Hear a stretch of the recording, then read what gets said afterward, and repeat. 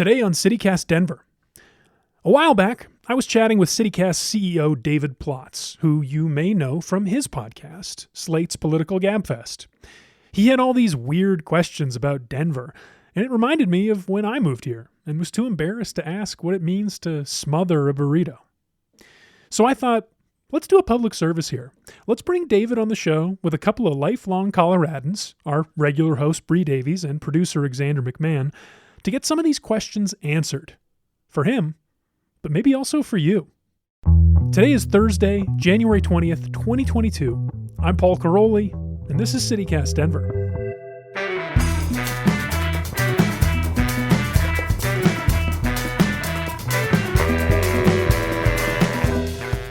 It's funny that, we've made like 150, I don't know how many we've made now, and this is the first time David's been on the show. That's true. The creator of us. It's true. Our father, if you will.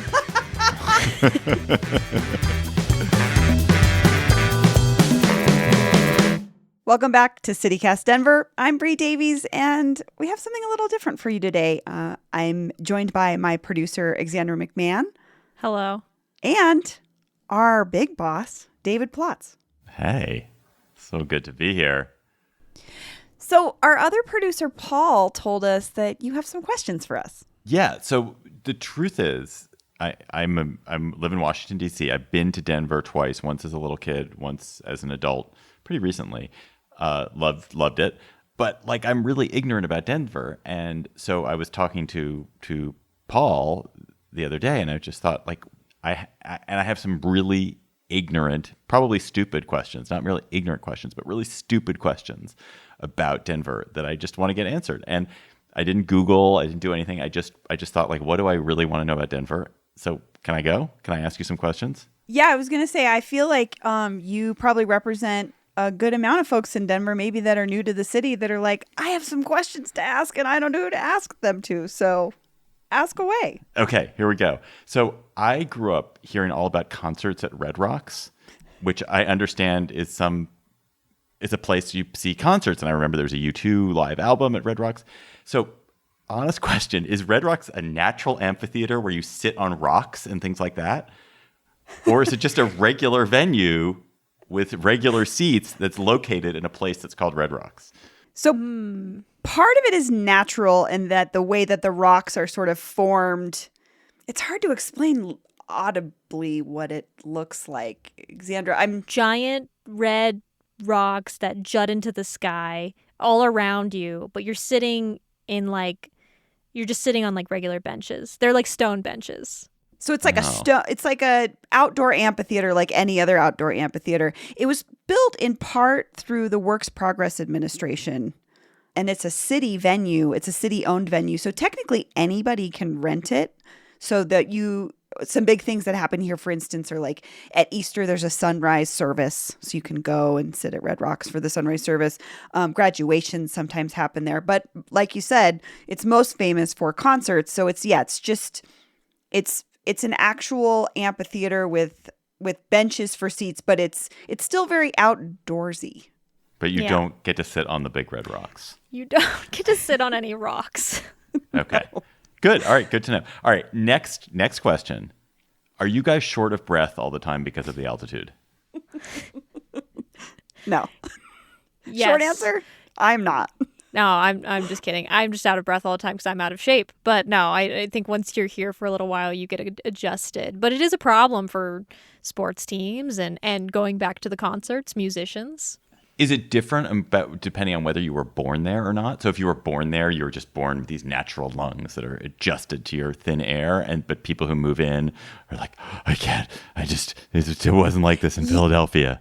Yeah, actually, I feel like when my son was born, they were saying something in the hospital that babies, because there's this lack of oxygen, sometimes babies are a little bit purple, and it freaks nurses out that maybe haven't been working in Colorado for a long time, but it's a totally normal thing here. But yeah, you're kind of you're used to it. But like Xandra said, the thing you hear so many performers at live shows mention it all the time. Oh God, it's so hard to perform here. Which it probably is, but at Red Rocks. At Yeah, Red Rocks in particular, but honestly, I've heard it at the Fillmore. I've heard it at the Ogden. If you altitude. do move there, how long does till it wears off? That's a good question because we're both from here, so I don't know. Actually, that leads me to my next question, which is also sort of altitudinous, which is, but food related. Are either of you bakers? How do you adjust your baking? Oh gosh. I've noticed it used to be like on a package, like I make cornbread a lot or like, bake a cake at home or whatever. The package used to give you altitude directions and they've stopped doing that. Because it's a myth. That's what I was going to say was like, I would then Google it and I've found that they're like, it doesn't really make a difference. No.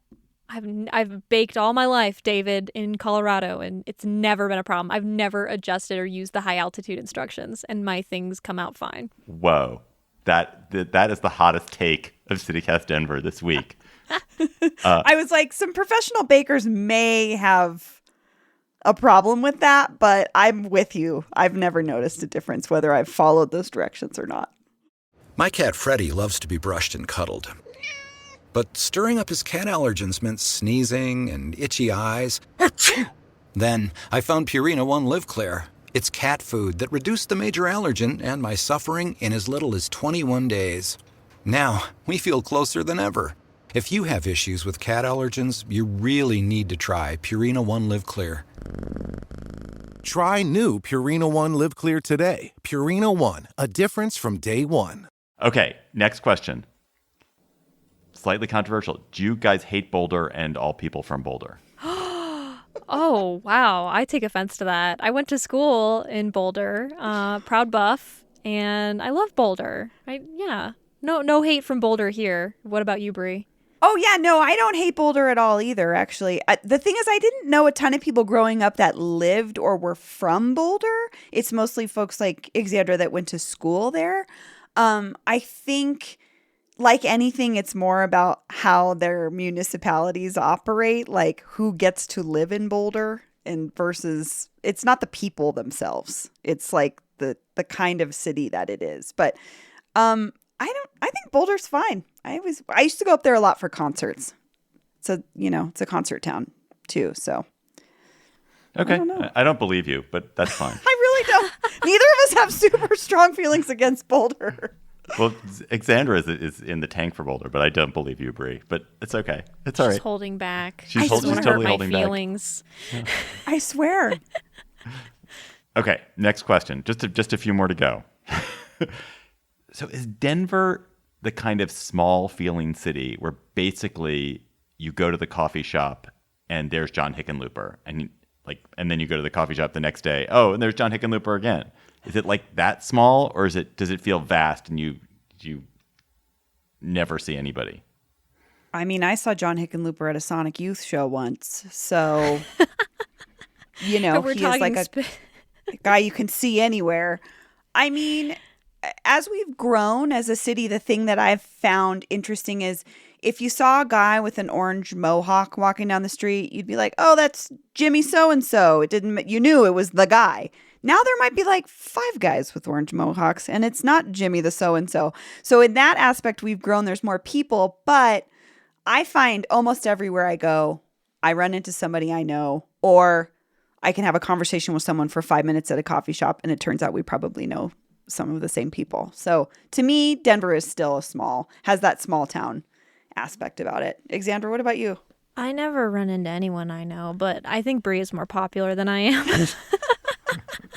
I don't know about if that's what's going on there, but yeah, I mean, I do think though that it is not unusual to run into people or see people that maybe you don't know them personally, but you know of them, and you're just like, oh, it's that person. So yeah. We're not that big. I mean, geographically, we're not a huge city, so it's very possible to run into folks you know. All right, next to last question. I know the Rocky Mountains are in one direction because you cannot look at any picture of Denver without there being some dang mountainscape in the background. Does anyone ever go in the other direction? What is in the other direction? Is there anything there? Yes, our third largest city in the state, Aurora, is to the east of us. And it is, I believe, population-wise, more diverse than Los Angeles. So it's also, I mean, it's where a lot of our immigrant and refugee communities exist. So obviously, for a lot of folks, that means great food that you don't necessarily find in Denver. But there's also, it has its own very vibrant arts community, park system. I don't know. It's a whole other. Aurora is totally different from Denver. And if you are not looking the mountains direction, that's what you're actually looking at. Is Aurora. Well, and I mean, if you want to go past Aurora, what Bree is referring to is pre-Kansas. She's being very kind to the Eastern Plains. And there are lovely people out there, and there are cool things going on, but it just cracks me up. Like, even if you've lived in Colorado all your life, there's a good chance that you're like, I don't know what goes on out there. I don't know. We just don't go. We don't go out there. That's it. Have you ever been out there, Alexandra? No, I don't think I have. And I should. I want to go visit, like, Lamar is out there on the Eastern Plains. But yeah, no, I have not really spent any time past. So if you go south, there's like an eastern town near Colorado Springs where I grew up, and it's called Falcon. And that was about as east as I went, but it's not very east. I mean, I have relatives in Kansas, so I had to drive that direction many times. So if you drive east, it's just kind of, once you get past Aurora, it's a featureless landscape of ranches and farms. Yeah, if that. I mean, Yeah. You don't really even see much of that. But it's crazy because it's actually a huge part of the state. Like, Yes. It's like and half it goes of the all state. the way down. Yeah, because Denver, like the Front Range is kind of right down the middle of Colorado. And then everything to the west of it is the mountains, and everything to the east is the Eastern Plains, which is just like barren. Yeah. Last question. Okay. I could have definitely Googled this. Is John Denver from Denver, even though his most famous song is about West Virginia? No, and I always joke that people that love and identify John Denver with Denver are clearly transplants because he's not from Denver. But my sister would disagree with me, who also grew up here and is like a raging John Denver fan. But I believe he grew up in multiple places, but I think he was born in New Mexico, which, I mean, what's interesting is the parts of Colorado that he tends to sing about are not the kinds of things that we actually share with our New Mexico neighbors, but there are a lot of aspects of Colorado culture that are intersecting with New Mexican culture as well. So, but no, he is not from Colorado.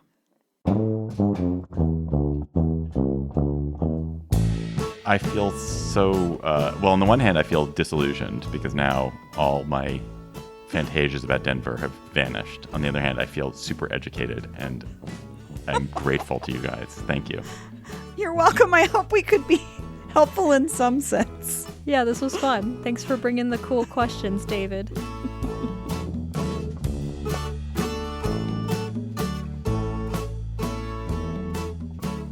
So, how do you think Bree and Alexandra did? Do altitude directions really matter for your baking? Do you actually hate Boulder? I know I was struggling not to jump in with my favorite parts of the Eastern Plains, and I bet you were too. So give us a call and let us know. We're at 720-500-5418. Leave us a voicemail with your name and neighborhood, and we'll play it on the show for all the new people who were too embarrassed to ask.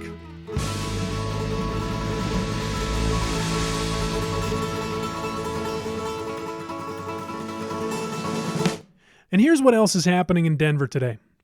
As of yesterday, the King's Super Strike has entered week 2, with more than 8,000 workers still out on the picket line calling for an end to unfair labor practices, higher pay, and safer work conditions.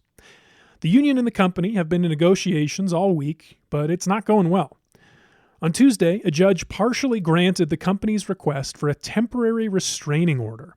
The order limits the number of picketers allowed outside each store to 10 and bars them from obstructing access to the stores, which I hear there have been complaints about. According to the Denver Post, the order comes in response to the company's allegations of intimidation and racial slurs targeting customers. Meanwhile, Governor Jared Polis's office announced Tuesday that the state will be giving out free KN95 masks. He said they'd be available at libraries, community centers, and fire stations across the state, quote, after January 19th, which was yesterday. But the rollout has been a little rocky so far. Denver Public Library says they don't have any masks, and they're not sure what the governor was talking about. One librarian kindly asked folks on Twitter to please be nice to the library staff who tell you that. Hopefully they can get it all sorted out soon because, ooh-wee, these KN95s, oh my gosh, they are so good. They are so comfortable and safe. You're going to want to get yourself a few of these puppies. That's all for today here on CityCast Denver. If you enjoyed the show, why not take a minute to tell a friend about us? Rate the show wherever you get your podcasts. You can do it on Spotify now. And subscribe to our morning newsletter at denver.citycast.fm. We'll be back tomorrow morning with more news from around the city. Have a good one.